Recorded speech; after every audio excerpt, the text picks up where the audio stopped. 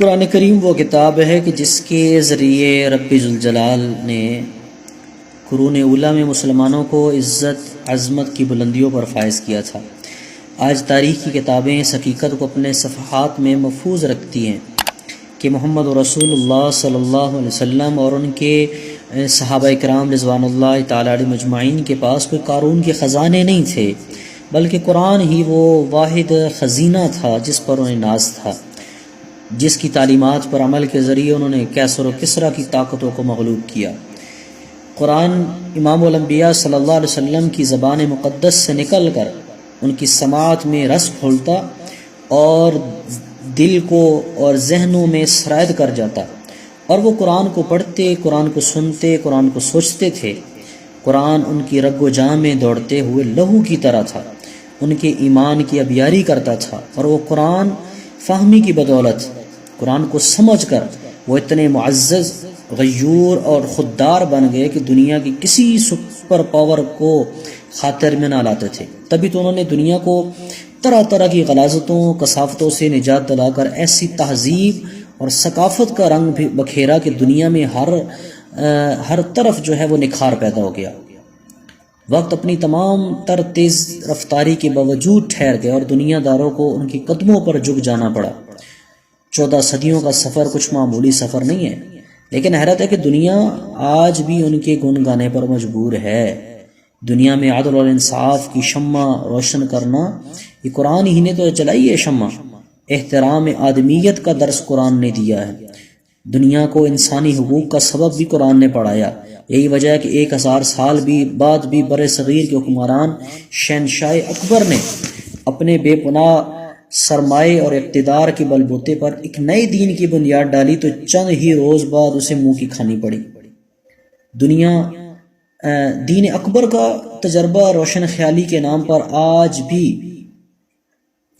بھی کرنے کی کوششیں جاری ہیں، لیکن اس بے پناہ ترقی یافتہ دور میں بھی وادی بطحا کے دامن میں مرحوم عبداللہ کے گھر میں بیوہ خاتون آمنہ کی گود میں جنم لینے اور وادی مکہ میں بکریاں چرانے والے امی پر نازل ہونے والے قرآن کو جو ہے وہ مغلوب نہیں کر سکے۔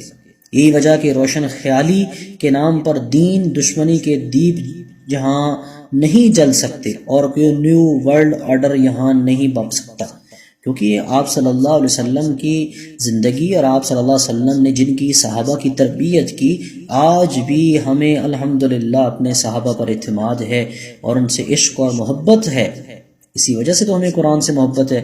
قرآن کی صدائے رستہ خیز آج بھی گونج رہی ہیں، البتہ اس کی طرف دل کی کان لگانے کی ضرورت ہے کہ کوئی اس کی طرف کان لگانے والا ہے۔ کوئی آج بھی قرآن آواز دیتا ہے، قرآن کہتا ہے کہ ہے کوئی کان لگانے والا، ہے کوئی حقیقت عزت اور وقار کا طالب، ہے کوئی فن کی دنیا میں من کی دنیا اور چمن کی دنیا بدلنے کا ذوق رکھنے والا۔ ہم اس عظیم مقصد کی خاطر اپنا ہم سفر بننے کی دعوت دیتے ہیں۔ ہمارا سفر ان اہل علم فضل کی قیادت و سرپرستی میں جاری ہے، جن کو رب ذوالجلال نے دین اور دنیا کی سعادتوں سے نوازا ہے، اور ان کے ہر قدم رب ذوالجلال کے دین برحق کی اشاعت اور ترویج کے لیے اٹھتا ہے۔ ہمارے معاشرے میں قرآن کا راج اور رواج چاہتے ہیں۔ افسوس کہ آج ہمارے معاشرے میں بہت سے بھائی قرآن کے پیغام کو نہ سمجھ پانے کی بنیاد پر اغیاروں کے ہاتھوں جو ہے وہ رسوا ہو رہے ہیں، ذلیل ہو رہے ہیں، اور اللہ تعالیٰ ہمیں ان کی بربادی سے، ہمیں ان کو برباد ہونے سے ان کو بچائے اور ہمیں خود بھی بچائے۔ ہم چاہتے ہیں کہ قرآن کی صدا ہر گھر میں پہنچے۔ ہمیں اسی سلسلے میں آپ کا تعاون درکار ہے، ہر ماں کا، ہر بچے کا، ہر بیٹی کا، ہر باپ کا، ہر بوڑھے کا، ہر جوان کا۔ اگر نیک نیتی کے ساتھ اخلاص قلب اور حضور قلب کے ساتھ ہمارے دست و بازو بنے، انشاءاللہ رب رحمان اور رحیم اپنی رحمتوں سے آپ کو مالا مال فرمائیں گے۔